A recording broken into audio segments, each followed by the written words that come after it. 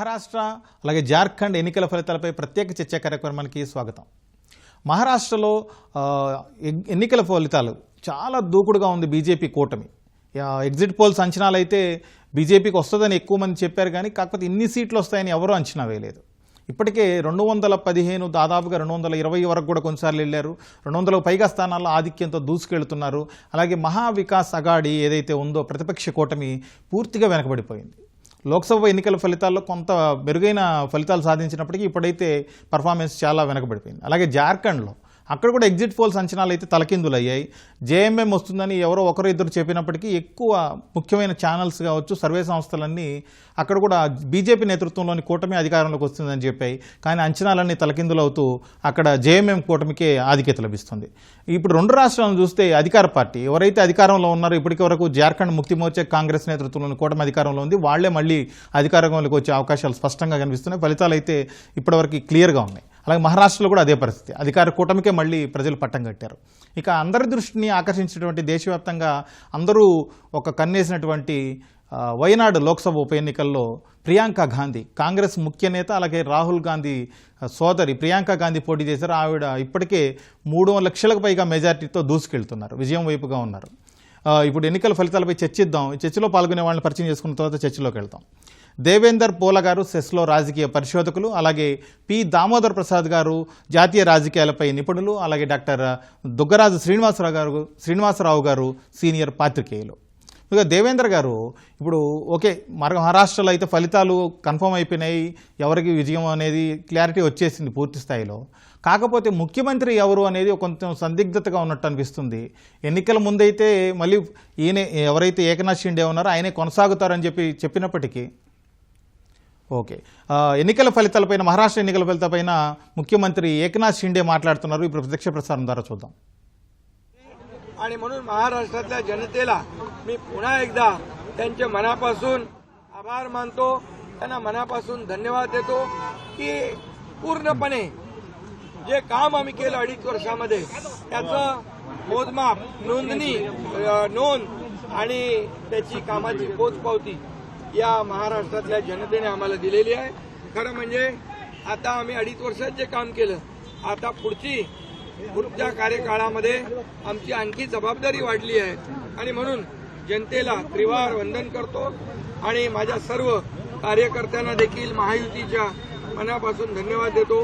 महायुतीचे सर्व कार्यकर्ते मनापासून काम करत होते आणि म्हणूनच हा विजय, एवढा मोठा विजय मिळतोय.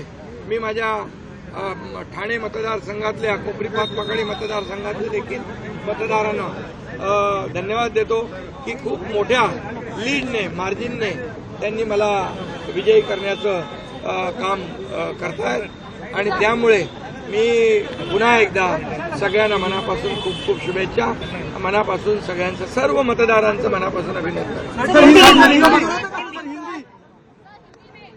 आज मैं महाराष्ट्र के तमाम मतदाताओं को बहुत बहुत धन्यवाद देता हूँ, उनका अभिनंदन करता हूँ, क्योंकि ये विक्ट्री जो है ये लैंडस्लाइड विक्ट्री है. ये मैंने कहा था कि महायुति को थम्पिंग मेजोरिटी मिलेगी और इसीलिए मैं तमाम मतदाता जो है, मेरी लाडली बहनाओं को मैं धन्यवाद देता हूँ, लाडले किसानों को मैं धन्यवाद देता हूँ और लाडले हमारे भाई हैं, लाडले सीनियर सिटीजन हैं, सभी वर्ग जो है, सभी वर्ग को मैं धन्यवाद देता हूँ कि उन्होंने ऐसी विजयश्री प्राप्त कर दी है कि न भूतो न भविष्य तो ऐसी विक्ट्री जो इस बार मिली है. जो 2-2.5 साल हमारी महायुति ने काम किया है, ये महायुति ने जो काम किया है उसके काम के ऊपर ये जनता ने शिक्कामोर्तब किया है, काम को तवज्जो दिया है, प्राथमिकता दी है और इसीलिए महायुति को इतनी बड़ी जीत हासिल हुई है. इसलिए मैं महायुति के पूरे महाराष्ट्र की जनता को तो धन्यवाद देता ही हूँ, उनका स्वागत करता हूँ, लेकिन महायुति के सभी कार्यकर्ताओं को भी धन्यवाद देता हूँ. उन्होंने जो काम किया है बहुत ही बढ़िया काम किया है और इस चुनाव में हमारे महायुति को जिताया है. इसलिए मैं बहुत बहुत उनका आभारी हूँ.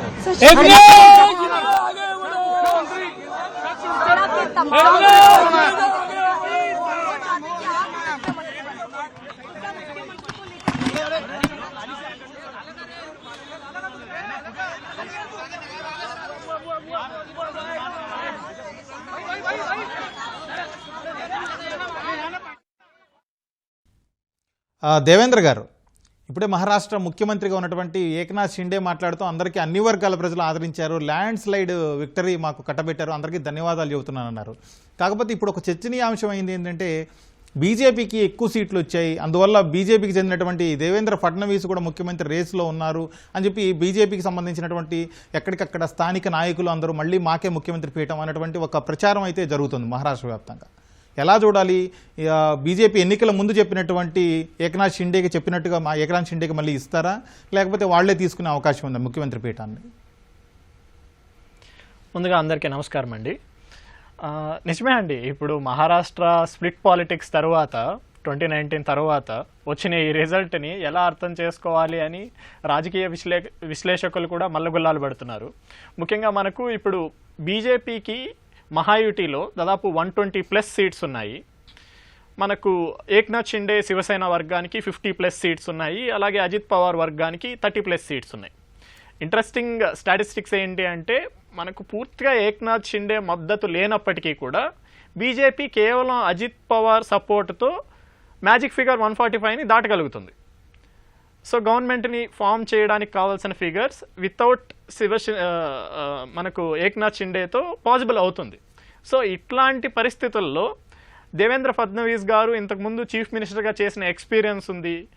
లాస్ట్ టైం 2019లోనూ మనకు దాదాపు 100కు పైగా స్థానాలు సాధించి అతిపెద్ద పార్టీగా అవతరించిన బీజేపీ ఇప్పుడు మళ్ళీ 120 పైగా సీట్లను సాధించి ఇప్పుడు మళ్ళీ చీఫ్ మినిస్టర్ పదవిని ఏక్నాథ్ షిండేకి ఇస్తుందా లేదా అన్నది ఒక interesting fact.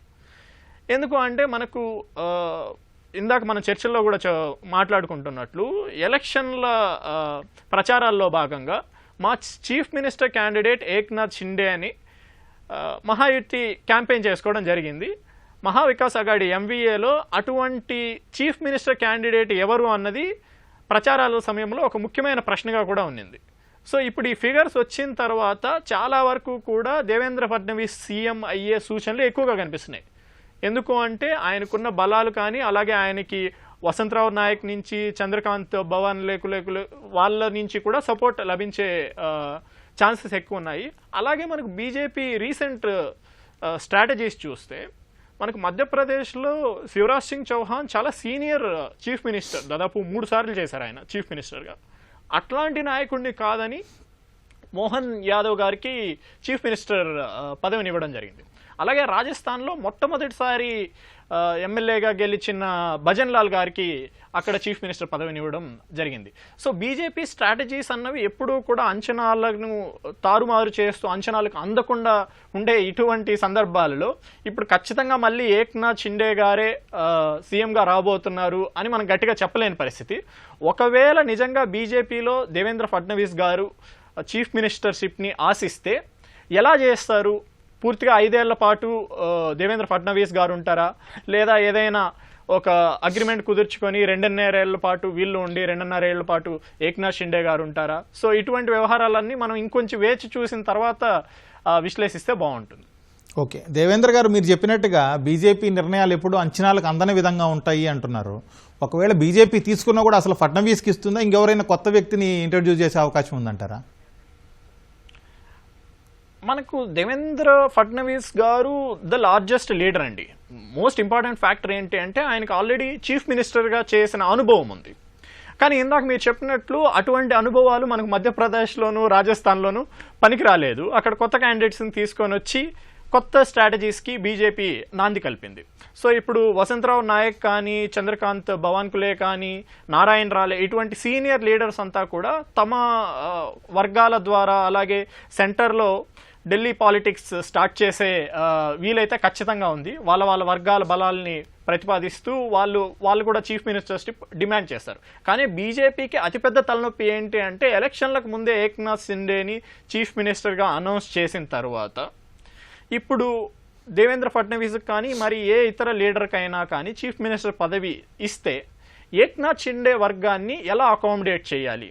Deputy chief minister ఇస్తారా, హోమ్ మినిస్ట్రీస్ ఇస్తారా, నంబర్ ఆఫ్ మినిస్ట్రీస్ని పెంచుతారా అన్నది ఒక క్వశ్చన్ అయితే అజిత్ పవార్ వర్గానికి ఏమిస్తారు అన్నది కూడా క్వశ్చన్ వస్తుంది. ఎందుకు అంటే మనకు అక్కడ మినిస్టర్స్ సెంట్రల్లో ఇవ్వడానికి కూడా అజిత్ పవార్ వర్గం నుంచి కేవలం ఒక్క లోక్సభ ఎంపీ మాత్రమే ఉన్నారు. సో అలా అకామిడేట్ చేయడానికి కూడా అక్కడ కొన్ని ఇబ్బందులు ఉన్నాయి. సో ఇవన్నీ కూడా ఇంకా కొంచెం వేచి చూసిన తర్వాత పూర్తి ఫలితాలు వెలువడిన తరువాత ఎవరి ప్రసంగాలు ఏ విధంగా ఉంటాయి అన్నదాన్ని బట్టి మనం కొంచెం అంచనా వేయచ్చు. ఓకే, దామోదర్ ప్రసాద్ గారు, ఇప్పుడు ఒకవేళ కనుక బీజేపీ ఎన్నికల ముందు హామీ ఇచ్చినట్టుగా ఏక్నాథ్ షిండేకి ముఖ్యమంత్రి పదవి ఇవ్వకపోతే పరిణామాలు ఎలా ఉండే అవకాశం ఉంది? రాజకీయంగా బీజేపీకి ఈ నిర్ణయం ఎలాంటి నష్టాన్ని చేస్తుంది ఒకవేళ అలాంటి నిర్ణయం తీసుకుంటే?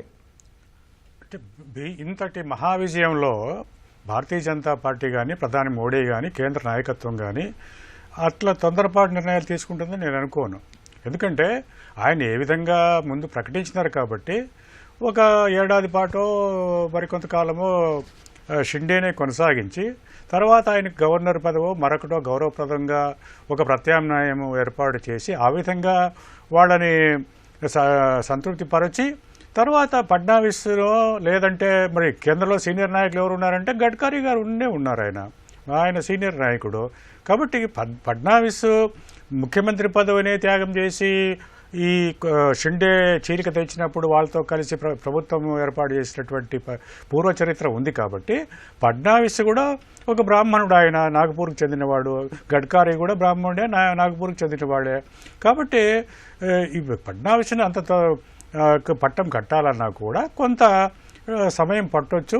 వెనువెంటనే జరిగేటువంటి పరిస్థితి కాదు. ఒకవేళ వెంటనే షిండేని తొలగిస్తే బీజేపీకి కొంత నష్టం జరిగేటువంటి అవకాశం ఉంది. అంటే ఈ మహావిజయంలో ఇప్పటికీ సంతృప్తి పడవచ్చు, కానీ భారతీయ జనతా పార్టీ లక్ష్యం ఏమిటంటే దేశంలో మిగతా రాష్ట్రాల్లో కూడా తన కోల్పోయిన పూర్వ వైభవాన్ని ప్రతిష్ఠ చేసుకోవాలనేటువంటి ఒక రాజకీయ వ్యూహం ఉంది. తర్వాత వచ్చే లోక్సభ ఎన్నికల నాటికి దేశంలో ఒక బలమైనటువంటి ఒక ఎదురులేని రాజకీయ పక్షంగా ఎదగాలనేటువంటి రాజ్యాంగపరమైన మార్పులు తీసుకురావాలనేటువంటి ఆలోచన, ఒక సంపన్న అంటే ఒక అభివృద్ధి భారత్ 2047 నాటికి తీసుకోవాలంటే మోడీ గారి కళ లేదా కేంద్ర ప్రభుత్వ ఆశ నెరవేరాలంటే కూడా ఒక ఏకీభావం అవసరం. ముఖ్యంగా మనం గమనించాల్సింది ఏమిటంటే ఇంతటి విజయం ఎందుకు వచ్చిందంటే పొరుగునున్నటువంటి బంగ్లాదేశ్లో ప్రజల చేత ఎన్నుకోబడినటువంటి అమెరికా కీలుబొమ్మగా ఉన్నటువంటి ఒక మహమ్మద్ యూనస్ అనే ఒక బ్యాంకు అధికారిని తీసుకొచ్చి కుట్ర ద్వారా ప్రతిష్ఠించిన పరిస్థితి ఉంది. అక్కడ మైనారిటీలకు భద్రత లేదు, దాడి జరుగుతున్నది అనేటువంటి వార్తల పూర్వరంగంలో మరి మన దేశంలో ప్రజలు కూడా దాన్ని ఆలోచిస్తున్నారు. ఇప్పుడు మహారాష్ట్రలో కూడా గణనీయంగా 11% ముస్లింలు ఉన్నప్పటికీ కూడా ఈ పరిణామాలు అంటే దేశంలో జాతీయ స్థాయిలో ఒక బలమైనటువంటి రాజకీయ నాయకత్వం, దృఢమైనటువంటి ప్రభుత్వము, పరిస్థితులు గమనించి ప్రజా సమస్యలను చేయగలిగేటువంటి దమ్మున్నటువంటి ప్రభుత్వం కావాలని ప్రజలు కోరుకోబట్టే ఈ రకమైనటువంటి తీర్పు ఇచ్చారు. ఇంకొకటి కాంగ్రెస్ లేదా ఎంవీఏలో ఉన్నటువంటి శరద్ పవార్ కానీ మిగతా వాళ్ళు కానీ సెక్యులరిజం మన మతాతీత లౌకిక విధానం, మన రాజ్యాంగ విధానము, దాన్ని పాటించవలసింది. అయితే కాంగ్రెస్ పార్టీ కానీ మిగతా మరాఠా సర్దార్లు కానీ అతిగా అల్పసంఖ్యాక వర్గాలని బుజ్జగిస్తున్నారటువంటి ఒక అభిప్రాయము. ముఖ్యంగా వక్ఫ్ ఆస్తులు దేశంలో చాలా చోట్ల అన్ని ఆస్తులు మావే వక్ఫ్ ఆస్తులు అనేటువంటి వాదనలు కొందరు తీసుకొస్తున్న అది కూడా ఒక వాళ్ళ సెక్యులరిజాన్ని, మతాతీత లౌకికతాన్ని కోరుకునే వాళ్లకు ఆ కూటమికి లేదా ఆ పార్టీలకు నష్టం కలిగించదనే వాస్తవాన్ని మనం గుర్తించాలి. మనము వేరుగా లేం. మనము ఇప్పుడు అంతర్జాతీయంగా అనేక దేశాలతో అనుసంధానమైన ఉన్నాం. పొరుగునుంటే బంగ్లాదేశ్లో అస్థిరత నెలకొంటే, కుట్రలు జరుగుతుంటే మన ప్రభుత్వము మన ప్రజలు చూస్తూ ఊరుకుంటలేరు. ఆ అల్లకోలాలు మన దేశానికి కూడా వ్యాప్తి చేసే పరిస్థితి. బెంగాల్కు ఎక్కువ మంది వాళ్ళంతా వస్తున్నారనేటువంటి అక్రమాలు నిర్వహించే బాధ్యత కూడా కేంద్ర ప్రభుత్వానికి ఉంది. కాబట్టి ఏదైనా అభివృద్ధి సంక్షేమ కార్యక్రమం కొనసాగితే బలమైనటువంటి స్థిరమైనటువంటి ప్రభుత్వం మహారాష్ట్రలో ఉండాలని, కేంద్రంలో కూడా ఒక దృఢమైన బలమైన నాయకత్వం కావాలని ప్రజలు కోరుకుంటున్నట్టుగా మనకు స్పష్టమవుతుంది. శ్రీనివాసరావు గారు, ఇప్పుడు దామోదర్ ప్రసాద్ గారు చెప్పినట్టుగా ఒకవేళ పక్కన ఉన్నటువంటి బంగ్లాదేశ్లో పరిణామాలు, అక్కడ ఉన్నటువంటి పరిస్థితులు ఇవన్నీ మన దేశం ఎన్నికల మీద ప్రభావం చూపించే అవకాశం ఉందా? మహారాష్ట్ర ఎన్నికల మీద ఆ ప్రభావం ఏమైనా ఉందంటారా? మహారాష్ట్ర మీద తప్పకుండా ఉందండి. ఎందుకంటే మన ఈ ఇస్లామిక్ తీవ్రవాదులు, ఉగ్రవాదులు ఎక్కువగా దాడి చేసినటువంటిది మహారాష్ట్రలో బొంబాయి నగరం మీదే. సో బొంబాయి నగరం అనేటువంటిది మన ఆర్థిక రాజధాని కాబట్టి దాన్ని దెబ్బతీస్తే భారతదేశాన్ని మనం కుంటుపడేలాగా చేయవచ్చు అనేటువంటి పాకిస్తానీ కుట్రలో భాగంగానే భారతదేశంలోని కొందరి వ్యక్తుల సహకారంతో ఇక్కడ దాడులు చేయగలిగారు. రైళ్లలో బాంబులు పేల్చారు, మహారాష్ట్ర బొంబాయి నగరంలో పేల్చారు. అసలు బొంబాయి మీదకి కసాబు లాంటి వాడు దాడి చేయగలిగాడు. కాబట్టి అక్కడ ఏం జరిగిందో ఇక్కడ కూడా అలా జరిగేటువంటి ప్రమాదం ఉంది అనే సందేహం ప్రజల్లో ఉందండి. భద్రత ముఖ్యం, దేశానికి భద్రత కావాలి. దేశం విదేశీ శక్తులు మనల్ని దోచుకోకుండా, మనకి నష్టం కలిగించకుండా కాపాడుకోవాల్సినటువంటి అవసరం భారతదేశానికి ఉంది. ఈ అవసరాన్ని అందరూ గుర్తిస్తున్నారు ఇప్పుడిప్పుడే. అంటే మన ఇరుగు పొరుగున వస్తున్నటువంటి సంభవిస్తున్న రాజకీయ సామాజిక మార్పులు ఏవైతే ఉన్నాయో, అక్కడ ఏ వర్గాలైతే దాడులకు గురయ్యి ఇబ్బందులు పడుతున్నారో అటువంటి పరిస్థితి మళ్ళీ మన దేశంలో కూడా వస్తుందా, వస్తే మనం ఏమవుతాం, మన భద్రత ఏమిటి, మన మనుగడ ఏమిటి, మన అస్తిత్వం ఏమిటి, ఈ ప్రశ్నలు వేసుకున్నారు. కాబట్టే మహారాష్ట్రలో స్పందన అద్భుతంగా కాంగ్రెస్ ఎన్సీపీ కూటమికి వ్యతిరేకంగా వచ్చిందండి. ఎందుకంటే వాళ్ళ ఎన్నికల ప్రణాళిక చూసినప్పుడు ముస్లింలందరినీ ఒక వర్గంగా చూస్తున్నారు, హిందూ వర్గాలనేమో కులాలుగా విడగొట్టేటువంటి ఎత్తుగడలు వేస్తున్నారండి. ఇది సెక్యులరిజం పేరుతో జరుగుతోంది. దురదృష్టవశాత్తు ఇది సెక్యులరిజం కాదు. సో సెక్యులరిజం పేరుతో లేదా సెక్యులర్ పార్టీలని చెప్పుకునేటువంటి పార్టీలు వేస్తున్నటువంటి ఎత్తుగడ ఏదైతే ఉందో దీన్ని ప్రజలు అర్థం చేసుకున్నారు. కాబట్టే మహారాష్ట్రలో ముఖ్యంగా, ఎందుకంటే వాళ్ళు ఆల్రెడీ భయంలో ఉన్నారు, ఇంతకుముందు జరిగిన దాడుల భయంలో ఉన్నారు. మరొకసారి మా వీధికి మరెవరు దాడి చేయటానికి సాహసించకూడదు, దాన్ని నిరోధించే ప్రభుత్వం మాకు కావాలి అనేటువంటి ఉద్దేశంతోనే బీజేపీకి అంత బలం ఇచ్చారండి. ఈ 5 నెలల్లో వచ్చిన మార్పు ఇది. 2024 జూన్లో లేదు ఈ మార్పు, ఈ గెలుపు, ఇంత గెలుపు లేదు బీజేపీకి. సో 5 నెలల్లో ఎందుకు మార్పు వచ్చింది అంటే ప్రతిపక్షాలు చేస్తున్నటువంటి వ్యతిరేక ప్రచారం, అది మోడీ మీద వ్యక్తిగతంగా చేస్తున్నటువంటి ప్రచారం కానివ్వండి, బీజేపీ మీద రాజకీయంగా చేస్తున్నటువంటి ప్రచారం కానివ్వండి, ఇది ప్రజలు గమనిస్తున్నారు. చుట్టుపక్కల ఇంత గోల జరుగుతున్నా. శ్రీనివాసరావు గారు, మీరు అన్నట్టుగా 5 నెలల ముందు ఎప్పటి నుంచో వీళ్ళు ఎప్పుడు ప్రతిపక్షాలు, కాంగ్రెస్ కావచ్చు ఇతర పక్షాలు ఎప్పటి నుంచో మోడీ బీజేపీ విషయంలో ఒకేలాగా ప్రవర్తిస్తున్నాయి. అప్పుడంతా గమనించని ప్రజలు ఈ 5 నెలల్లోనే ఎందుకు అంత మార్పు జరిగింది, ఎందుకు అంత నిర్ణయం మార్చుకున్నారంటారు? అంటే బంగ్లాదేశ్ పరిణామాలు చెప్తున్నాం కదా, బంగ్లాదేశ్లో జరుగుతున్నటువంటి పరిణామాలు, పాకిస్తాన్లో జరుగుతున్నటువంటి పరిణామాలు, తాజాగా అమెరికాలో కూడా, అంటే భారతదేశపు ఎదుగుదలని అంగీకరించినటువంటి అగ్రరాజ్యాలని మోడీ ఎదుర్కోవాల్సిన పరిస్థితి వచ్చిందండి. సో కాబట్టి బంగ్లాదేశ్లోనేమో మైనారిటీల మీద జరుగుతున్నటువంటి దాడులు, మిగతా పాకిస్తాన్లో సరే మనకు తెలిసిన శత్రువు పాకిస్తాన్, చైనా సర్దుబాట్లు చేసుకుంటోంది. సో చైనా నుంచి బయటకు వచ్చేటువంటి పరిశ్రమలు ఏవైతే ఉన్నాయో, పెట్టుబడులు ఏవైతే ఉన్నాయో అవి భారతదేశం వైపు రావాలి అంటే స్థిరమైనటువంటి ప్రభుత్వం ఇక్కడ ఉండి తీరాలండి. శాంతి భద్రతల పరిస్థితి అదుపులో ఉండి తీరాలి. కాబట్టి ఇవి ఆర్థికమైనటువంటివి, సామాజికమైనటువంటివి, అంతర్జాతీయమైనటువంటి అంశాలని ప్రజలలోకి తీసుకువెళ్ళటంలో కృషి జరిగిందండి. బీజేపీ తరపు నుంచి కృషి జరిగింది. ఓకే శ్రీనివాసరావు గారు, అయితే ప్రజలు నిజమేనేమో మీరు అంటున్నట్టుగా అంతర్జాతీయ అంశాలు, ఇతరత్ర ఆర్థిక అంశాలు ఇవన్నీ ప్రభావితం చేశాయి అంటున్నారు. అయితే ఇవి జాతీయ స్థాయి ఎన్నికలు కాదు, ఒక రాష్ట్రానికి సంబంధించిన ఎన్నికల్లో, లోక్సభ ఎన్నికల్లో ఆ అంశాలు ప్రభావితం చేయలేదు. కానీ ఒక రాష్ట్రానికి సంబంధించిన అంశాల్లో మీరు చెబుతున్న అంశాలు ఎలా ప్రభావితం చేశాయంటారు? అంటే మహారాష్ట్ర బాధిత రాష్ట్రం అండి. సో ఉగ్రవాదులు చేసేటువంటి దాడుల్లో అధిక శాతం అక్కడే జరిగాయి. సో బొంబాయికి జరిగిన బాంబు పేలుళ్ళకి కారణం ఆ తీర ప్రదేశం నుంచి వచ్చినటువంటివి. సో అక్కడ ఉన్నటువంటి జనాభాలో అధిక శాతం ప్రో పాకిస్తానీగా ప్రవర్తిస్తున్నటువంటి జనాభా కూడా ఉంది అక్కడ. సో పలు దశాబ్దాలలో, పలు సందర్భాలలో వాళ్ళు బాధితులు, అక్కడ ఉగ్రవాద బాధితులు. అదేవిధంగా మత ఘర్షణలు దొరికి కేంద్రమైనటువంటి భివాండి కానివ్వండి, మిగతా కేంద్రాలు కూడా అక్కడే ఉన్నాయి. సో కాబట్టి ఒక అప్రమత్తత, అంటే ఒక వర్గం మీద చెప్పడం కాదు కానీ అంతర్జాతీయంగా జరుగుతున్నటువంటి కుట్రలు. ఇది ఒక పారిశ్రామిక రాష్ట్రం, మన దేశంలో బాగా అత్యధికంగా పరిశ్రమలు ఉన్నటువంటి రాష్ట్రం, ఆర్థికంగా చాలా ముందున్నటువంటి రాష్ట్రం. కాబట్టి ఇవన్నీ కూడా ప్రభావితం అవుతాయి. ఆర్థికంగా పరిశ్రమలు, పెట్టుబడులు, ఉద్యోగ కల్పన, వీటన్నిటికీ మహారాష్ట్ర కీలకం. కాబట్టి సరే సార్, ప్రజలు ఓటర్లు అర్థం చేసుకోగలుగుతున్నారు మన భద్రత అన్ని రకాలుగా, ఒక భౌతిక భద్రతే కాదు, అంటే శారీరక భద్రతే కాదు. సో ఆర్థికమైనటువంటిది, విదేశీ శక్తుల యొక్క ప్రభావం, ఈ విషయాలన్నీ అర్థం చేసుకోవడం అనేటువంటిది అర్బన్ సెంటర్. పైగా మహారాష్ట్రలో ఎక్కువ భాగం పట్టణాలు బాగా అధికంగా ఉన్నటువంటి ప్రదేశం. ఓకే, నిజానికి ఇంత ఫలితం రాకూడదు. స్థానిక అంశాలు కనుక ప్రభావితం చూపిస్తే బీజేపీకి ఇంత విజయం రాకూడదండి. ఎందుకంటే అక్కడ రైతులు చాలా ఆందోళనలో ఉన్నారు, రైతులకు గిట్టుబాటు ధర దొరకట్లేదు.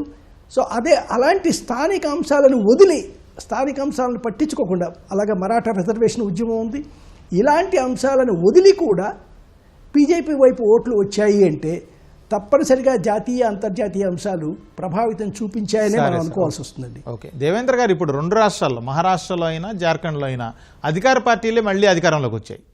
ఏంటి, సహజంగా అధికారంలో ఉన్న వాళ్ళకి ప్రభుత్వ వ్యతిరేకత ఉంటుంది, వాటన్నిటిని తట్టుకొని ఎలా 2 చోట్ల అధికార పార్టీలు, అధికార కూటములు నిలబడగలిగాయి? ఒకటండి, మనకు ఇందాక చెప్పుకున్నట్లు ఈ యాంటీ ఇన్కంబెన్సీని దాటడానికి మామూలుగా పార్టీలు ప్రయోగించే ప్రధాన అంశం ఏంటి అంటే వ్యతిరేక ఓటు బ్యాంకుని చీల్చడం. దాన్ని ఎంతవరకు చీలిస్తే ఆల్రెడీ పవర్లో ఉన్న పార్టీకి అంత బెనిఫిట్ అవుతుంది. మనకు మహారాష్ట్రలో sympathy vote bank, Uddhav Thackeray వర్గానికి అలాగే శరద్ పవార్ వర్గానికి ఉన్న సింపతి ఓట్ బ్యాంక్ని కన్సాలిడేట్ కాకుండా బీజేపీ చాలా గొప్ప స్ట్రాటజీ ప్లే చేసింది. మనకు ప్రతి రీజియన్లోనూ ఎస్పెషల్లీ ఈ కాస్ట్ బేస్డ్ పాలిటిక్స్ని ప్లే చేసి కన్సాలిడేషన్ చేసుకొని, అలాగే వ్యతిరేక ఓట్ బ్యాంక్ ఏదైతే ఉందో, యాంటీ ఇన్కంబెన్సీ ఏదైతే ఉందో దాన్ని కన్సాలిడేట్ చేయకుండా ఆపగలిగింది. ఫర్ ఎగ్జాంపుల్, ఎప్పుడైతే మరాఠా ఇష్యూ బీజేపీకి మహాయుతికి వ్యతిరేకంగా బలపడిందో వెంటనే దానికి రీప్లేస్మెంట్గా ట్రెడిషనల్గా మనకు మహారాష్ట్రలో బీజేపీకి ఓబీసీ ఓట్ బ్యాంకు స్ట్రాంగ్గా ఉండేది. కానీ ఎప్పుడైతే ఈ కాస్ట్ సెన్సస్ని ఐఎన్సీ ముందుకు తీసుకొని వచ్చిందో వెంటనే, అలాగే లోక్సభ ఎలక్షన్ల తరువాత బీజేపీ తన స్ట్రాటజీస్ని ఇంప్లిమెంట్ చేయడం స్టార్ట్ చేసింది. ముఖ్యంగా ఓబీసీ ఓట్ కన్సాలిడేషన్లో భాగంగా మాలీస్, వెస్ట్రన్ మహారాష్ట్రలో ఉన్న మాలీస్ని కానీ, అలాగే మనకు మరట్వాడా రీజియన్స్లోని వంజారీస్ని కానీ, ధన్కర్స్, ఇటువంటి ఓబీసీ ఓట్ బ్యాంక్ని కన్సాలిడేట్ చేసుకోగలిగింది. అలాగే దళిత్స్లో మాతంగ్స్, చంబార్స్, అలాగే కాంతిక్స్, వీళ్ళందరూ దళిత్స్లో బీజేపీకి కొంచెం సపోర్ట్ ఇస్తున్న ఓట్ బ్యాంక్. వెరాజ్ మనకు దళిత్స్లో ట్రెడిషనల్గా ఎవరైతే లార్జ్ చంక్స్ ఉన్నారో, మహర్స్ కానీ, నియో బుద్ధిస్టులు కానీ, వీళ్ళు ఒకవైపు ఏమో ప్రకాష్ అంబేద్కర్, అలాగే రిపబ్లిక్ పార్టీ, దాంతోపాటు ఐఎన్సీకి ఇలా చీలిక ఎక్కువైపోయింది. అలాగే మనకు ఐఎన్సీకి ట్రెడిషనల్గా ఉన్న గిరిజన ఓట్ బ్యాంక్లో కూడా, ఫర్ ఎగ్జాంపుల్ మనకు కందేశ్ ప్రాంతంలో, నార్థన్ మహారాష్ట్ర ప్రాంతంలో గావిడ్స్ కానీ, పడావీస్ కానీ ట్రెడిషనల్గా ఐఎన్సీకి సపోర్ట్ ఇచ్చే వర్గాలు వీళ్ళు. కానీ ఇక్కడ కూడా బీజేపీ చొచ్చుకు వెళ్ళి వాళ్ళ ఓట్ బ్యాంక్లో కూడా చీలిక తీసుకొని రాగలిగింది. అలాగే లీడర్షిప్ పాలిటిక్స్, మనకు లోక్సభ ఎలక్షన్లకి, అసెంబ్లీ ఎలక్షన్లకి ఇంత డ్రాస్టిక్ చేంజ్ ఎందుకు వచ్చింది అంటే, యాక్చువల్గా మనకి ఇది ప్రజాస్వామ్యంలో ఇంత డ్రాస్టిక్ 6 monthsలో రావడం అన్నది అంత మంచి సంకేతం అయితే నేను అనుకోవట్లేదు. 200కి పైగా ఇక్కడ, అంటే మోర్ దెన్ నియర్లీ 70-75% సీట్స్ అన్నవి ఇక్కడ బీజేపీ మహాయుతి కూటమికి వచ్చాయి. బట్ లోక్సభ ఎలక్షన్స్లో మనకు 31 out of 48, అంటే 60%, 60+% సీట్స్ అన్నవి మనకు ఎంవీఏకి వెళ్ళాయి. సో ఇంత డ్రాస్టిక్ చేంజ్ రావడానికి మొదటి రీజన్ లీడర్షిప్ లేకపోవడమే. ముఖ్యంగా కాంగ్రెస్లో కానీ, లోక్సభలో అక్కడ గొడవలు లేకుండా లీడర్షిప్ మొత్తం ఏకతాటిపైకి రావడానికి ఉపయోగపడిన అంశాలు ఏవి కూడా, ఫర్ ఎగ్జాంపుల్ నానా పటోలే కానీ, విజయ్ వాదిత్వార్ కానీ, ఇటువంటి లీడర్స్ లోక్సభలో తమకు పర్సనల్ ఇంట్రెస్ట్ లేవు కాబట్టి ఒకతాటిపైకి వచ్చి పనిచేయగలిగారు. వెరాస్ అసెంబ్లీ ఎలక్షన్స్ వచ్చేటప్పటికి మొదట ఈ సంఖ్యాబలాల్ని, మనకు అలయన్స్లో ఉన్న పార్టీలకి త్వరగా సీట్లని అలకేట్ చేయలేకపోవడం, చీఫ్ మినిస్టర్ అభ్యర్థి లేకపోవడం, సెకండరీ లీడర్షిప్ని ఐఎన్సీ కొద్దిగా ట్రైన్ చేసుకోలేకపోవడం, అండ్ మోస్ట్ ఇంపార్టెంట్ మనకి ఎప్పుడూ కూడా పార్టీ ఇన్ పవర్కి ఒక అడ్వాంటేజ్ ఉంటుందండి. బీజేపీకి స్ట్రాంగ్ లీడర్షిప్, మోడీ సెంట్రల్లో, అలాగే ఇక్కడ దేవేంద్ర ఫడ్నవీస్, నారాయణ రానే, చంద్రకాంత్ ఇలాంటి లీడర్స్ అంతా లోకల్ లెవెల్లో స్ట్రాంగ్గా ఉండటం, అలాగే మనకు మరట్వాడా రీజన్లో గోపీనాథ్ ముండే వారసులు పంకజ్ ముండే కానీ, ధనంజయ్ ముండే కానీ, ఇటువంటి లోకల్ లీడర్షిప్ని చాలా స్ట్రాంగ్గా పెంచుకోగలుగుతుంది on the lines of caste caste and identity. ఐఎన్సీకి ఇది వర్కౌట్ అవ్వలేదు. 6 monthsలో ఈ డ్రాస్టిక్ చేంజ్ వచ్చింది. ఎందుకు వచ్చింది అంటే ఈ స్ప్లిట్ పాలిటిక్స్ అనేది ఓన్లీ పార్టీల్లోనే కాదు, కమ్యూనిటీస్లోను, కాస్ట్లోను, ఐడెంటిటీ పాలిటిక్స్లో కూడా బీజేపీ చాలా ఎఫెక్టివ్గా ఇంప్లిమెంట్ చేసింది. ఇదే స్ట్రాటజీని జార్ఖండ్లో కూడా ఇంప్లిమెంట్ చేయడానికి ట్రై చేసింది. ఏదైతే మనకి ఈ హిందుత్వ పాలిటిక్స్ అంటామో, ఈ హిందుత్వ పాలిటిక్స్ని నెక్స్ట్ లెవెల్కి డీసెంట్రలైజ్డ్ హిందుత్వ పాలిటిక్స్గా చేసి ట్రైబల్ బెల్ట్స్, ట్రైబల్ ఐడెంటిటీని కూడా హిందుత్వ కిందకు తీసుకురావడానికి ఈ మహువా చట్నీ, రామ్ నవమి ఫెస్టివల్, దీవాలి ఫెస్టివల్, వీటన్నింటినీ ట్రైబల్స్కి దగ్గరగా తీసుకొని వెళ్ళి సంఘ్ పరివార్ని అక్కడ పర్యటనలు చేపించి ఇది కొంచెం ప్లే చేసింది. కానీ మనకు అక్కడ ఇన్ఫిల్ట్రేషన్, ఇందాక పెద్దలు చెప్తూ Bangladesh issue, American issue play చేశారు అని చెప్పారు. నేను పర్సనల్గా ఫీల్ అయ్యేది ఏంటి అంటే జార్ఖండ్లో ఈ ఇన్ఫిల్ట్రేషన్ ఇష్యూని బీజేపీ కన్నా కూడా జేఏఎం చాలా గట్టిగా ఉపయోగించుకుంది. మనకు బయట వాళ్ళు వస్తున్నారు అని చెప్తే ట్రైబల్స్ నుంచి రిపల్షన్ అన్నది, రియాక్షన్ అనేది చాలా ఎక్కువ ఉంటుంది. అది జేఏఎం చాలా గట్టిగా వాడుకుంది. వేరే వాళ్ళు వస్తున్నారు అని చెప్పి ఫ్రీడమ్ యాక్ట్ని తీసుకురావడం, మొత్తం క్యాంపెయినింగ్ మొత్తం ట్రైబల్ ఐడెంటిటీ పైనే బేస్ చేయడం ద్వారా మనకు జేఏఎం మంచి ఫలితాలు రాబెట్టగలిగింది. ఇక్కడ మహాయుతి ఏమో సేమ్ కన్సాలిడేషన్ పాలిటిక్స్ని ప్లే చేసి యాంటీ ఇంకంబెన్సీని విడగొట్టడం వల్ల మంచి ఫలితాలు రాబట్టగలిగింది. దామోదర్ ప్రసాద్ గారు, ఇప్పుడు మహారాష్ట్ర విషయానికి వస్తే మహావికాస్ అఘాడీ ముఖ్యమంత్రి అభ్యర్థిని ప్రకటించకపోవడం అనేది ఎన్నికల ఫలితాలపై ఏ విధమైన ప్రభావం చూపించిందంటారు? అంటే ఇప్పుడు ఒక పక్క ఎంత లేదనుకున్నా ఫడ్నవీస్ కూడా ముఖ్యమంత్రి ఆశపై కన్నేసిన వాడే కాబట్టి వాళ్ళని తన సొంత వర్గాన్ని, అందులో గతంలో ముఖ్యమంత్రిగా పనిచేసిన వ్యక్తిని, ఒక చైతన్యవంతమైన నాయకుడిని దూరం చేసుకోవడానికి భారతీయ జనతా పార్టీ సిద్ధంగా లేదు. సార్ దామోదర్ ప్రసాద్ గారు, ఓకే బీజేపీ ఓకే, నేను అడుగుతుంది మహావికాస్ అఘాడీలో ఈ కూటమి ఎన్సీపీ, శరద్ పవార్, అలాగే కాంగ్రెస్, ఉద్ధవ్ ఠాక్రే, శివసేన ఎవరైతే ఉన్నారో వాళ్ళు ముఖ్యమంత్రి అభ్యర్థిని ప్రకటించకపోవడం అనేది ఈ ఎన్నికల ఫలితాల మీద ఏ విధమైన ప్రభావం చూపించింది? తప్పకుండా అనైక్యత చాలా రోజులుగా కొనసాగింది. సీట్ల సర్దుబాటు విషయమే తేలక దాదాపు 2 నెలల పాటు మల్లగుల్లాలు పడి ఆఖరికి మళ్ళీ శరద్ పవారే జోక్యం చేసుకుని సర్దుబాటు చేసి నచ్చజెప్పి ఆ విధంగా ఏదో కొలిక్కి సీట్ల సర్దుబాటు కొలిక్కి తీసుకొచ్చినారు. అది కాకుండా ముఖ్యమంత్రి ఎవరంటే మరి ఠాక్రే గారు ముఖ్యమంత్రిగా ఉండాలని వాళ్ళు ఒకవైపున, లేదు కాంగ్రెస్కే ఉండాలని, కాంగ్రెస్ తరఫున ఎవరు అనేది అభ్యర్థి చెప్పకపోయినప్పటికీ కూడా కాంగ్రెస్ ఒక పెద్ద పార్టీనే శివసేనతో పోలిస్తే. కానీ కాంగ్రెస్ తరఫున ఎవరు అనేది ఇంకా వాళ్ళు బహిరంగ ప్రకటించలేదు. కానీ ఆ రకంగా ఒక బలమైన సంకేతాన్ని వాళ్ళు, ఈయన ఫలానా ఆయన ముఖ్యమంత్రి అవుతాడు మా కూటమి అధికారంలోకి వస్తే. అదీగాక ఈ శివసేన సీనియర్ నాయకుడు ఠాక్రే ఎవరికి అందుబాటులో ఉన్నాడు, ఒక ఏకాంతంగా గడుపుతాడు, ప్రజల్లో మమేకం కాడు అనేటువంటి అభిప్రాయం కూడా ఒకటి ఉన్నది. ఈ రకంగా చూస్తే ఇంకా అజిత్ పవార్ పెద్ద ఆయన, శరద్ పవార్ గారు పెద్ద ఆయన 84 సంవత్సరాలు, ఆయన ఇంకా క్రియాశీలంగా రాజకీయాల్లో సలహాలు ఇచ్చే పరిమితం కావచ్చు. కానీ ఊరూరో తిరిగి ఎంవీఏను సంఘటితపరిచి, సమైక్యపరిచి ఒక ఏకోన్ముఖంగా నడిపేటువంటి పరిస్థితి లేదు. ఆయన కుమార్తె సుప్రియా సూలే ఉన్నప్పటికి కూడా ఆమెకు అంత రాజకీయ అనుభవం ఇంకా రాలేదు. ఇప్పుడిప్పుడే కొంత రాటుదేలే ప్రయత్నం చేస్తున్నది, అది మరికొంత సమయం పడుతుంది. కాబట్టి వాళ్ళు ముఖ్యమంత్రి ఈ అనైక్యతే వాళ్లకు మహారాష్ట్రలో బీజేపీ కూటమికి బలం చేకూర్చిందని చెప్పక తప్పదు. ఇంకొకటి ఏమిటంటే సంస్థాగతంగా కాంగ్రెస్లో ఉన్న వైఫల్యము, బలంగా ఉన్న మరాఠవాడలో కానీ లేదా వాడు మరాఠా సర్దార్లు బలంగా ఉన్న పశ్చిమ మహారాష్ట్రలో తప్ప విదర్భలో కూడా వాళ్ళు కాంగ్రెస్ మెరుగైన ఫలితాలు సాధించవలసి ఉండే. ఇంకా బీసీల్లో దూరం అయ్యేటటువంటి పరిస్థితి కనిపిస్తున్నది. కాబట్టి కులగణన ఒక్కటే చాలదు. భారతదేశం ఈ 77 సంవత్సరాలు స్వాతంత్ర్యం సాధించిన తర్వాత కూడా అనేక వర్గాలు ఈరోజు మహారాష్ట్రలో నెలకొన్నటువంటి సేద్యపరంగా సంక్షోభం, పంటలకు గిట్టుబాటు ధరల సంగతి అలా ఉంచండి, కనీస మద్దతు ధరలు కూడా ప్రకటించింది, కేంద్రం ప్రకటించిన ధరలు కూడా మనం చూస్తే అనేక పంటలకు వాళ్ళు ఇవ్వనటువంటి పరిస్థితి, దాంట్లో అనేక రైతాంగ ఆత్మహత్యలు జరిగినాయి, తీవ్రమైనటువంటి వ్యతిరేకత ఉన్నది. ఉన్నప్పటికీ కూడా వాళ్ళు కూడా మరి ఈ ప్రభుత్వం షిండే ప్రభుత్వము వాళ్ళ బీజేపీ కూటమి ప్రభుత్వం ఇచ్చిన హామీలను నమ్మి కేంద్రంలో కూడా కేంద్ర సహకారం ఉంటుంది కాబట్టి వాళ్ళ మద్దతుతో మనం ఏదైనా సాధించుకోవచ్చు అనేటువంటి ఇంకో విషయం ఏంటంటే, మరి మధ్యప్రదేశ్ ముఖ్యమంత్రిగా ఉన్నటువంటి చౌహాన్ గారు చాలా సీనియర్ నాయకుడు, అనుభవం ఉన్నవాడు. ఆయన రైతు పక్షపాతి కూడా.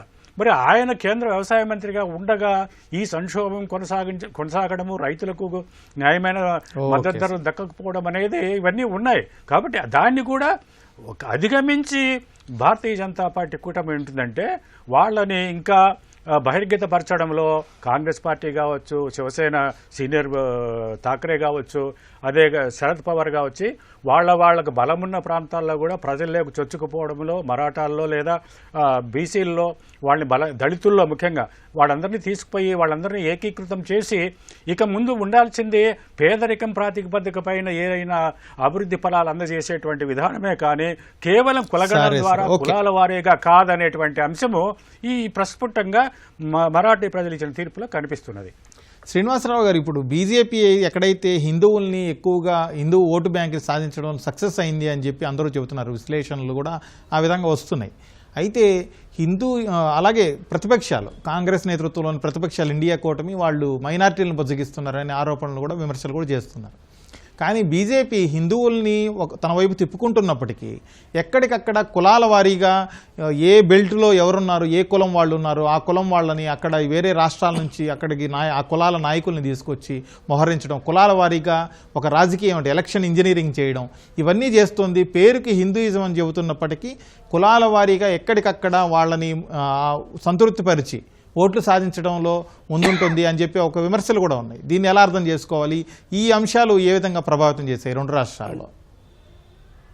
అంటే ఎక్కడ చూసినారండి, ఏ నియోజకవర్గంలో అయినా ఏదో ఒక కులం సంపూర్ణంగా 50% ఉండి ప్రభావితం చూపించే అవకాశం బాగా తక్కువ అండి. సో ఎక్కడా ఉండదు అలా. ఏ సామాజిక వర్గం ఒక నియోజకవర్గంలో పూర్తిగా వాళ్ళదే పెత్తనం అని నాయకత్వంలో పెత్తనం ఉంటుంది, ఉండవచ్చు. వాడికి ఉన్న సంపద వల్ల కానివ్వండి, ఆ భూస్వామి కానివ్వండి, ఇంకో రకంగా సహజంగా నాయకుడిగా ఎదిగినటువంటి వాళ్ళు కానివ్వండి. ఇక రెండోది ఏమిటంటే, ఇప్పుడు వర్గాల్లో ఉండే భేదాలు ఏవైతే ఉంటాయో, ఒక పర్టికులర్ సామాజిక వర్గం పెత్తనం చెలాయిస్తున్నప్పుడు మిగతా వాళ్ళకి ఎప్పటి నుంచో కొంచెం కంటకింపుగా ఉంటుంది, ఎంతకాలం వాళ్ళ పెత్తనం కిందే మనం నడవాలా అనేటువంటిది. అలాంటి చోట్ల బీజేపీ తెలివిగా మరొక వర్గాన్ని ముందుకు తీసుకొచ్చి మరొక ప్రత్యామ్నాయ నాయకత్వాన్ని ఇవ్వడం చేస్తుంది. అది సరైనదా కాదా అంటే, రాజకీయంగా సరైనదే, సామాజికంగా దాని ప్రభావం తర్వాత కాలంలో ఎలా ఉంటుంది అనేటువంటిది కొంచెం జాగ్రత్త పడాల్సిన విషయం అండి. అంటే ఎక్కడ చూసినా కూడా రెండు వర్గాల మీద సృష్టించడమే కదా, ఒకటి మీద ఒకటి చేయటమే కదా. అసలు రాజకీయం అంటేనే విభేదాలు సృష్టించి గెలుచుకోవటం అనే దానికి దిగజారిపోయిందండి ఇప్పుడు ప్రస్తుతం. మనం ఏదో బ్రిటిష్ వాడిని విభజించి పాలించాడు అంటున్నాం, కానీ దాన్నే మనం తీసుకున్నాం. తర్వాత అది ఎలా విభజిస్తున్నాం అనేది వేరు. హిందూ ముస్లింగా విభజిస్తున్నామా, హిందువుల్లో కులాల వారీగా విభజిస్తున్నామా, ప్రాంతాల వారీగా విభజిస్తున్నామా, భాష లేదా వ్యక్తిగతంగా అనేది, బట్ విభజించడం అనేది జరుగుతూనే ఉంది. దానికి బీజేపీ కూడా అతీతం మాత్రం కాదు. అయితే తెలివిగా మైక్రో లెవెల్లో మేనేజ్ చేయటం, వాళ్ళకు ఉన్నటువంటి చిత్తశుద్ధితో పనిచేసేటువంటి కార్యకర్తలండి ఆ పార్టీకి ఆస్తి అది. సో చెప్పిన మాట చెప్పినట్టు విని పనిచేసేటువంటి నాయకులను నేను చెప్పలేం, కానీ వాళ్ళకి ఒక బాధ్యత కనుక ఒప్పచెప్తే వాళ్ళు తప్పనిసరిగా అదే పద్ధతిలో వెళ్ళి పని చేసుకురాగలిగిన ఈ కార్యకర్తలు ఉన్నంతకాలం ఏ పార్టీకి కూడా ఢోకా ఉండదండి. ఎలా వెళ్ళి అంటే పైన ఒక స్ట్రాటజీ తయారు చేసి, ఇదిగో ఇలా ఈ కులాలని మన దగ్గరికి తీసుకోవాలి, సో వీళ్ళని కొంచెం దూరంగా పెట్టాలి, వీళ్ళకి నాయకత్వం ఇవ్వాలి, ఇలా చేస్తే బాగుంటుంది అనేటువంటి ఆలోచన పైన స్థాయిలో జరిగిన తర్వాత దాన్ని చాలా జాగ్రత్తగా అమలు చేసుకుంటూ పోగలిగిన కార్యకర్తలు ఉన్నందువల్ల ఇది సాధ్యమవుతోందండి. భయాలను సృష్టిస్తున్నారు, బూచీలను చూపిస్తున్నారు, వాడితో జాగ్రత్త, వాడికైనా పెత్తనం అనేటువంటిది. రెండో వైపు కాంగ్రెస్ వైపు కానీ ఎన్సీపీ వైపు కానీ సమర్థ రెండో స్థాయి నాయకత్వాన్ని ఎదగనివ్వలేదండి. ఎంతసేపటికి శరద్ పవార్ ఆయన కూతురు, ఆయన కుటుంబం అన్నట్టుగా చేసి మిగతా వాళ్ళలో అసంతృప్తి కలిగించాడు. ఆ అసంతృప్తిని కూడా వీళ్ళు కులాల పరంగా కానీ మరో రకంగా కానీ బీజేపీ వాళ్ళకు అనుకూలంగా మార్చుకోగలిగింది. కాబట్టి ఈ వారసత్వ రాజకీయాలనేటువంటి వాటిని ఇప్పటికైనా సరే అటు శివసేనలో ఉద్ధవ్ ఠాక్రే వైపు నుంచి కానివ్వండి, ఎన్సీపీలో శరద్ పవార్ వైపు నుంచి కానివ్వండి, ఈ వారసత్వ రాజకీయాలకి ఇక ప్రజలు అంగీకరించరు అనే స్పష్టమైనటువంటి సందేశం మహారాష్ట్రలో మాత్రం వచ్చింది. అదేమిటి, అక్కడ వైనాడులో ప్రియాంక గెలవలేదంటే అది వేరే సంగతి. బట్ అదేవిధంగా జార్ఖండ్లో సోరెన్ గెలవలేదంటే అది. కానీ వారసత్వ రాజకీయాల పట్ల వ్యతిరేకత మాత్రం మొదలైంది. మనం ఇక్కడ చూసాం, తెలంగాణలో చూసాం, ఇప్పుడు మహారాష్ట్రలో చూస్తున్నాం. ఇక దాదాపుగా ఈ వారసత్వ రాజకీయాలన్నీ వెళ్ళిపోతాయండి. దేవేంద్ర గారు, ఇప్పుడు మహారాష్ట్రలో శివసేన అలాగే ఎన్సీపీ రెండు వర్గాలుగా విడిపోయాయి, రెండు పార్టీలుగా అయిపోయినాయి.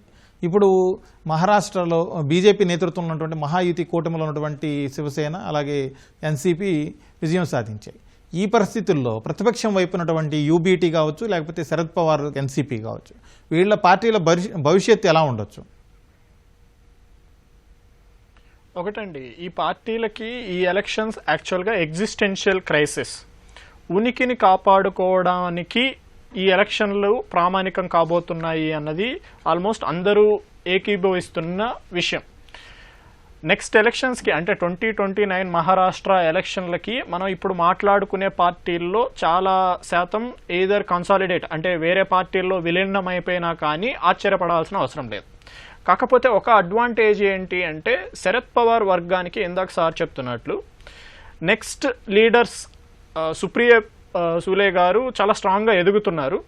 సో వాళ్ళు ఆ కంటిన్యూటీ శరద్ పవార్ వర్గం ఎస్పెషలీ వెస్ట్రన్ మహారాష్ట్రలో ఎక్కడైతే స్ట్రాంగ్గా ఉన్నారో వాళ్ళకి అక్కడ కొన్ని అడ్వాంటేజెస్ ఉన్నాయి. ముఖ్యంగా మహారాష్ట్ర ఎలక్షన్స్ ఎస్పెషలీ వెస్టర్న్ మహారాష్ట్రలో ఈ షుగర్ కేన్ ఇండస్ట్రీస్ అన్నవి, కోఆపరేటివ్స్ అన్నవి వెరీ సిగ్నిఫికెంట్ ప్లేయర్స్. వాళ్ళు చాలా రాజకీయాల్ని ప్రభావితం చేయగలిగిన శక్తులు. ఇన్ఫ్యాక్ట్ రాజకీయాలు చేయడానికి ఒక ప్లాట్ఫామ్స్గా ఈ కోఆపరేటివ్స్, ఆ ఇండస్ట్రీస్ పనిచేస్తున్నాయి. వాటిలో ఎన్సీపీ శరద్ పవార్ వర్గానికి చెందిన చాలామంది నాయకులు ఉన్నారు. కాబట్టి ఇమ్మీడియట్గా పార్టీకి వచ్చే ఉనికి కూడా కోల్పోతుంది అని మనం చెప్పలేం. అలాగే ఉద్ధవ్ ఠాక్రే వర్గానికి ఆదిత్య ఠాక్రే నెక్స్ట్ లీడర్గా ఎమర్జ్ అవుతున్నారు. దాంతోపాటు శరద్ పవార్ గారిలాగా కాకుండా ఆయన 80+ ఉన్నారు. ఉద్ధవ్ ఠాక్రే గారు ఇంకొక 2 దశాబ్దాల పాటు యాక్టివ్ పాలిటిక్స్లో ఉండే ఛాన్సెస్ ఉన్నాయి. కానీ ఈ రెండు పార్టీలకి కూడా ఇది తీవ్రమైన దెబ్బ. ఎందుకు అంటే లోక్సభ ఎలక్షన్స్లో చాలా మంచి ఫలితాలని, దాదాపు 8-9 లోక్సభ స్థానాలని దక్కించుకున్న ఈ పార్టీలు 20 స్థానాలను కూడా దక్కించుకోలేకపోవడం. మనం 2019 ఎలక్షన్స్లో దాదాపు బీజేపీ తప్ప కాంగ్రెస్, ఎన్సీపీ, శివసేన అరౌండ్ 50 సీట్స్ని సాధించాయి. కానీ ఇప్పుడు దాంట్లో సగానికి సగం కూడా విడిపోయిన ఈ వర్గాలు సాధించుకోలేకపోవడం, దాంతోపాటు మనకు పార్టీ గుర్తులు లేకపోవడం. శివసేన ఉద్ధవ్ ఠాక్రే వర్గానికి విల్లంబు లేకపోవడం, అలాగే శరద్ పవార్ వర్గానికి గడియారం సింబల్స్ లేకపోవడం కొద్ది వరకు ఖచ్చితంగా ఇంపాక్ట్ చేసి ఉంటుంది. అలాగే తమ ట్రెడిషనల్ క్యాడర్ ఎవరైతే ఉన్నారో, ఓట్ బ్యాంక్ ఎవరైతే ఉన్నారో వాళ్ళకి ఇప్పుడు లీడర్షిప్ ఇచ్చి ఇటువంటి ప్రతికూల పరిస్థితుల్లో కూడా పార్టీని రన్ చేయగలిగే సామర్థ్యాన్ని వాళ్ళు వెతుక్కోవాలి. కొద్ది వరకు శరద్ పవార్ గారికి ఆ అనుభవం ఉంది, ఆయనకు ఆ ప్రాబ్లం ఉండకపోవచ్చు. కానీ శివసేన ఉద్ధవ్ ఠాక్రే గారు ఇటువంటి పరిస్థితుల్లో ఎలా రన్ చేస్తారు, ఆదిత్య ఠాక్రే గారు యువరక్తాన్ని మరింత ముందుకు ఎలా తీసుకొని వెళ్ళగలుగుతారు అన్న దాన్ని బట్టి ఈ పార్టీల ఉనికి అన్నది ఆధారపడి ఉంటుంది. అలాగే దేవేంద్ర గారు, ఇప్పుడు మహారాష్ట్రలో అయితే కాంగ్రెస్ నేతృత్వంలోని మహావికాస్ అఘాడీ దారుణంగా ఓడిపోయింది. కాకపోతే కేరళలో వైనాడు ఉప ఎన్నికల్లో భారీ విజయం సాధించింది రాహుల్ గాంధీ సోదరి ప్రియాంక గాంధీ. అలాగే జార్ఖండ్లో కూడా కూటమి విజయం సాధించింది, మళ్ళీ ప్రభుత్వాన్ని ఏర్పాటు చేయబోతుంది. ఈ ఓటమిని అక్కడ విజయాలు ఏ విధంగా బ్యాలెన్స్ అవుతాయి, కాంగ్రెస్కి ఏ విధంగా కొంత గుడ్డులో మెల్లలాగా ఒక ఉత్సాహాన్ని నింపుతాయి, వాళ్ళకు ఒక స్థైర్యాన్ని ఇస్తాయంటారు? ఖచ్చితంగా అండి. మనం దీన్ని ఒక కంటిన్యూటీ ప్రాసెస్ లాగా చూస్తే 2024 లోక్సభ ఎలక్షన్స్లో ఎన్డీఏ అనుకున్న స్థాయిలో ఫలితాలను రాబట్టుకోలేకపోవడం, కాంగ్రెస్కి ప్రతిపక్ష హోదా దక్కడం, ఆ తర్వాత హర్యానా ఎలక్షన్స్లో గెలుస్తుందని డీలా పడ్డప్పటికీ కూడా జమ్మూ కాశ్మీర్లో అక్కడ ప్రభుత్వంలో భాగస్వామ్యం తీసుకోవడం, అలాగే ఇప్పుడు జరుగుతున్న ఎలక్షన్స్లో అగైన్ జార్ఖండ్లో కొద్ది వరకు మంచి ఫలితాలు, అక్కడ కూడా ప్రభుత్వంలో భాగస్వామ్యం తీసుకోవడం. దాంతోపాటు ఇప్పుడు ఒక సిగ్నిఫికెంట్ ఫ్యాక్టర్ మీరు చెప్పినట్లు ప్రియాంక గాంధీ గారిని 2029 ఎలక్షన్స్లో ప్రొజెక్ట్ చేసుకోవడానికి లోక్సభలో కూడా తన గళాన్ని ఆమె గట్టిగా వినిపించగలగదు. ఇన్ఫ్యాక్ట్ మనం చెప్పాలి అంటే ఇందిరాగాంధీ గారిని గుర్తు చేయగలిగే నాయకురాలుగా ఎదిగే ఛాన్సెస్ చాలా పుష్కలంగా ఉన్నాయి. కానీ రాహుల్ గాంధీ గారికి ఎంతవరకు సపోర్ట్ చేయగలుగుతుంది, ఈమె మేనియా అన్నది ప్రజల్లో ఎంతవరకు చొచ్చగలుగుతుంది అన్నది ఒక సిగ్నిఫికెంట్ ఫ్యాక్టర్ అండి. దాంతోపాటు ఈరోజు మనం కేవలం మహారాష్ట్ర, జార్ఖండ్, నాందేడ్లో మనకు బీజేపీ, నాందేడ్ లోక్సభ స్థానంలో అగైన్ బీజేపీ మనకు ముందంజలో ఉంది. దాంతోపాటు బై ఎలక్షన్స్లో దాదాపు 40+ అసెంబ్లీ స్థానాలకు ఎలక్షన్స్ జరుగుతూ ఉంటే ఒక సిగ్నిఫికెంట్ ఫ్యాక్టర్ ఏంటి అంటే మనకు పంజాబ్లో ఉప ఎన్నికలు జరుగుతున్న అన్ని స్థానాల్లో కూడా మనకు ఆమ్ ఆద్మీ పార్టీ గెలవబోతుంది అని ఇండికేషన్స్ చెప్తున్నాయి. సో మనకు వితిన్ 2-3 మంత్స్లో ఢిల్లీ ఎలక్షన్స్ ఉన్నాయి కాబట్టి ఇన్ఫ్యాక్ట్ మనకు అక్కడ ఆమ్ ఆద్మీ పార్టీ నిన్న 12 మంది సభ్యులతో ఫస్ట్ లిస్ట్ని కూడా రిలీజ్ చేసింది. అక్కడ డిఫెక్షన్ పాలిటిక్స్ కూడా స్టార్ట్ అయిపోయాయి. సో మనం కొంచెం వెనక్కి వెళ్ళి చూసుకుంటే కర్ణాటక రిజల్ట్స్ తెలంగాణలో కాంగ్రెస్కి ఎంత బుల్డోజింగ్ పవర్ ఇచ్చిందో తెలుసు. సో ఇప్పుడు పంజాబ్లో వచ్చిన బై ఎలక్షన్సే అయినప్పటికీ కూడా దాని ఇంపాక్ట్ ఖచ్చితంగా ఢిల్లీ పైన ఉంటుంది. అట్ ద సేమ్ టైం బీజేపీకి మహారాష్ట్రలో ముఖ్యంగా ముంబైలో మంచిగా పర్ఫామ్ చేయడం అనేది బూస్టప్ అవుతుంది.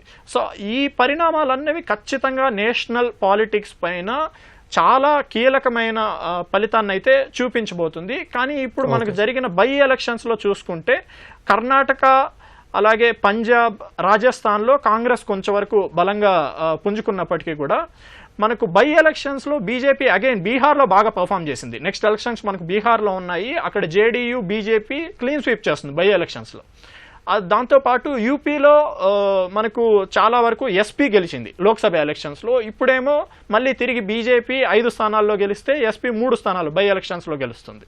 దాంతోపాటు అస్సాం, మిగిలిన వాటన్నింటిలో కూడా బీజేపీ పశ్చిమ బెంగాల్లో మళ్ళీ తీసుకుని వెళ్తుంది. పశ్చిమ బెంగాల్లో టీఎంసీ వచ్చింది. అవునండి, పశ్చిమ బెంగాల్. సో ఇండియా కూటమికి, ఎన్డీఏ కూటమికి రెండిటికి కూడా ప్లస్లు మైనస్లు ఉన్నాయండి. కానీ ఖచ్చితంగా మహారాష్ట్ర ఎలక్షన్స్ అన్నవి ఈ మోడీ మార్క్ ఎండ్ అయిపోయింది, బీజేపీ యాంటీ ఇన్కంబెన్సీ స్టార్ట్ అయిపోయింది అని చెప్తున్న ఒక వేవ్కి ఇది ఒక పెద్ద బ్యాక్వర్డ్ స్టెప్గా మనం చెప్పుకోవచ్చు.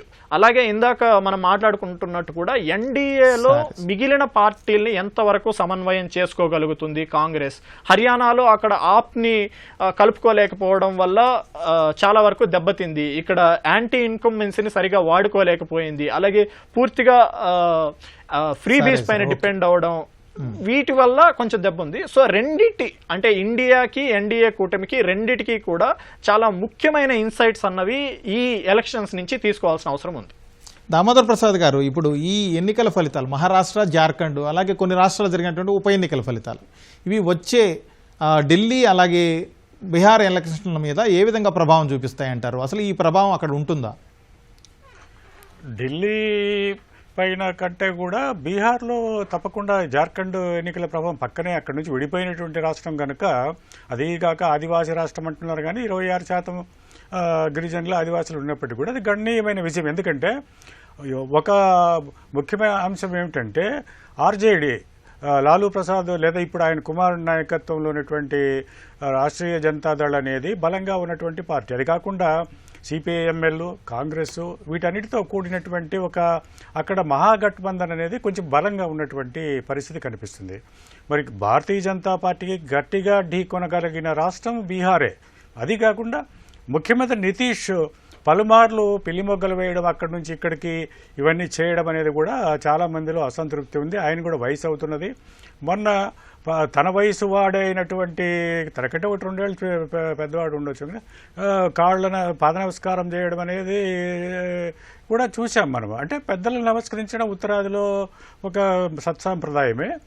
ప్రధానమంత్రి అంతటి వాడు కాబట్టి దాన్ని వేరే చూడనవసరం లేదు. కానీ బలహీనపడుతున్నటువంటి బలమైనటువంటి లాలూ ప్రసాద్ కుమారుడు నాయకత్వంలో కాంగ్రెస్, అదేవిధంగా కమ్యూనిస్ట్ పార్టీలు, వివిధ వర్గాల వాళ్ళు కలిస్తే, మైనారిటీలు, యాదవులు, అక్కడ ఇతర బీసీ వర్గాల వాళ్ళు గట్టిగా కాంగ్రెస్ అదేవిధంగా ఆర్జేడీ నాయకత్వంలోని కూటమి వైపు నిలిచే అవకాశాలు బలంగా ఉన్నాయి. అలా కాకుండా ఇతర వర్గాలు మహాదళితులను ఇతర బీసీ ఇది ఇంకా అత్యంత వెనుకబడిన బీసీ వర్గాలను కూడా తీసుకొని ఈ అగ్రవర్ణాలు అనేటువంటి వాళ్ళ ఓట్లను సాధించగలిగితే భారతీయ జనతా పార్టీ నితీష్ కూటమి కొంత పైచేయి సాధించే అవకాశం అప్పటికుండొచ్చు. ఢిల్లీలో చూస్తే ప్రధానంగా దేశ రాజధాని, దాదాపు 2 కోట్ల జనాభా కలిగినటువంటిది, ఒక మినీ భారతంగా చెప్పొచ్చు. అక్కడ చేసేటువంటి ఆమ్ ఆద్మీ పార్టీ అమలు చేసినటువంటి మొహల్లా క్లినిక్లు కావచ్చు, ఇదే విద్యుత్ సమస్య కావచ్చు, నీటి సరఫరా కావచ్చు, ఇలా అనేక విషయాల్లో పేద మధ్యతరగతి ప్రజలకు ఉపశమనం కలిగించే విధంగా ప్రజలలో నాలుకగా వాళ్ళు పరిపాలన చేసి సామాన్యులకు ఎంతో కొంత ఊరట కలిగించినారు. కాబట్టి మళ్ళీ వాళ్ళు ఆమ్ ఆద్మీ పార్టీని ఎదుర్కొనే గెలవగలుగుతున్నారు. కాబట్టి అక్కడ భారతీయ జనతా పార్టీ గెలవాలంటే ఇంకా చాలా కసరత్తే చేయాల్సి ఉంటుంది.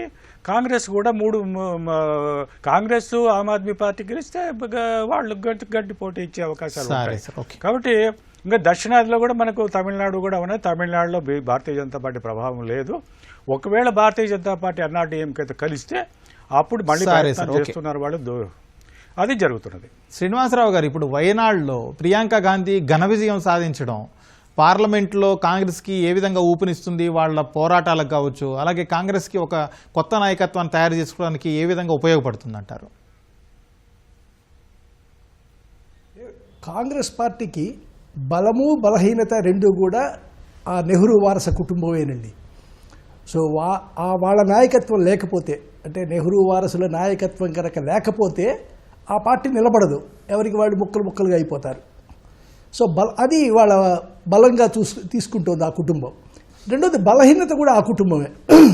సో కుటుంబ రాజకీయాలు, కుటుంబంలోనే అన్ని నిర్ణయాలు తీసుకోవటం, ఈ విషయంలో ఎక్కువ మందికి భాగస్వామ్యం లేకపోవటం, నిర్ణయాల్లో భాగస్వామ్యం లేకపోవటం, మిగతా వాళ్ళని పెద్దగా కలుపుకొనివ్వకపోవటం, ఇలాంటి విషయాల వల్ల అది బలహీనతగా మారుతుంది. ఇప్పుడు ఆజాద్ లాంటి కాశ్మీరీ నాయకుడు అంతకాలం పనిచేసిన తర్వాత కాంగ్రెస్లోంచి బయటకు వచ్చేసాడు అంటే నాయకత్వ బలహీనతే అది. రాహుల్ గాంధీ నాయకత్వం సక్రమంగా లేదు అనుకొని, ఇప్పుడు రాహుల్ గాంధీ నాయకత్వం సరిగా లేదు కాబట్టి ప్రియాంక గాంధీ నాయకత్వాన్ని ప్రొజెక్ట్ చేయగలరా, ఈవిడే మా భవిష్య రాజకీయ నేత అని అనగలరా? అంటే శ్రీనివాసరావు గారు వదిలేసినట్టు. శ్రీనివాసరావు గారు అంటే అలా ప్రొజెక్ట్ చేయకుండా ఆల్రెడీ రాహుల్ గాంధీ ప్రతిపక్ష నేతగా లోక్సభలో ఒక సమర్థంగా పనిచేస్తున్నారు అని చెబుతోంది కాంగ్రెస్. ఈ నేపథ్యంలో ప్రియాంక గాంధీ విజయం ఆయనకు తోడుగా, మరింత ఆయనకి ఒక తోడుగా ఉంటూ బలాన్ని ఇస్తూ ఆయన నాయకత్వాన్ని ముందుకు తీసుకెళ్లేందుకు ఏ విధంగా ఉపయోగపడే అవకాశం ఉందంటారు? అంటే మామూలుగా అక్కడ కాంగ్రెస్ పార్టీ చరిత్ర కనుక చూస్తేనండి, ఎప్పుడూ ఇద్దరు నాయకులు లేరండి. సంజయ్ గాంధీ నాయకుడిగా వారసుడిగా తీసుకొచ్చినప్పుడు రాజీవ్ గాంధీ లేడు అక్కడ. సంజయ్ గాంధీ చచ్చిపోయిన తర్వాత నిజానికి అప్పుడే తెచ్చుంటే ఇందిరాగాంధీ ఇద్దరు బలంగా ఉండి కాంగ్రెస్ నడిపిస్తారు అనుకొని ఉండవచ్చు కదా. లేదు, సంజయ్ గాంధీ ఉన్నంతకాలం సంజయ్ గాంధీనే నాయకుడు. రాజీవ్ గాంధీ పెద్దవాడైనప్పటికీ కూడా వయసులో ఆయన పైలట్ ఉద్యోగం ఆయన చేసుకుంటూ ఉన్నాడు. ఆయన పోయిన తర్వాతే రాజీవ్ గాంధీని తీసుకొచ్చింది ఇందిరాగాంధీ. సో ఇద్దరు నాయకులు గతంలో ఎక్కడ, అంటే సోదరులు, సోదరి కానివ్వండి, ఇద్దరు అన్నదమ్ములు కానివ్వండి, ఇద్దరు అక్క చెల్లెళ్ళు కానివ్వండి, ఎక్కడా కూడా కలిసి కాంగ్రెస్ నడపడం కానీ కాంగ్రెస్కి ఒక పెద్ద ఇది తీసుకురావడం కానీ గతంలో జరగలేదండి. ఇది కొత్త ప్రయోగం. ఇప్పుడు సోనియా గాంధీ, మేనకా గాంధీ ఇద్దరు కోడళ్లే, కానీ ఇద్దరు కలిసి ఏమీ చేయలేకపోయారు, కలిసి నడిపించలేకపోయారు. ఇప్పుడు వీళ్ళిద్దరూ వాళ్ళకన్నా మేము భిన్నం, మేమిద్దరం చాలా కోసీగా ఉంటాం, మేమిద్దరం స్నేహితుల్లాగా ఉంటాం అనుకొని వస్తున్నారు. బాగానే ఉంది, ఇమేజ్ ప్రస్తుతానికి మాత్రం బాగానే ఉంది. సో ఇద్దరూ కలిసి నడపటం అనేటువంటిది సాధ్యమా? గ్రూపిజం రాకుండా ఉంటుందా? ఆవిడ వైపు కొందరు, ఇతని వైపు రాహుల్ గాంధీ వైపు కొందరు, ప్రియాంక గాంధీ వైపు కొందరు నాయకులు సర్దుబాటు చేసుకుంటే అంతర్గత ఎలా వస్తుంది? సో సోనియా గాంధీ కథం ఇంకా ఎంతకాలం సాగుతుంది? ఆవిడ ఆరోగ్యరీత్యా కానివ్వండి, ఇతరత్రా కానివ్వండి, ఇంకా ఎంతకాలం సాగించగలదు? సో ఈ విధంగా చూసినప్పుడు ఒక రకంగా బలం ఇద్దరు ఉండి లోక్సభలో ఒకరి తర్వాత ఒకళ్ళు మాట్లాడటం, మోడీని మీద దాడి చేయటం, మాటలు దాడి చేయటం, సో పార్టీని ఎత్తి చూపటాలు, లోపాలు ఎత్తి చూపటాలు, అలా చూసినప్పుడు ఓకే. కానీ ఇప్పటి వరకు కూడా ఒక బొమ్మలాగా ఉందే తప్పించి ఆవిడ సమర్థవంతమైన వాదన చేసే పద్ధతి ఆవిడ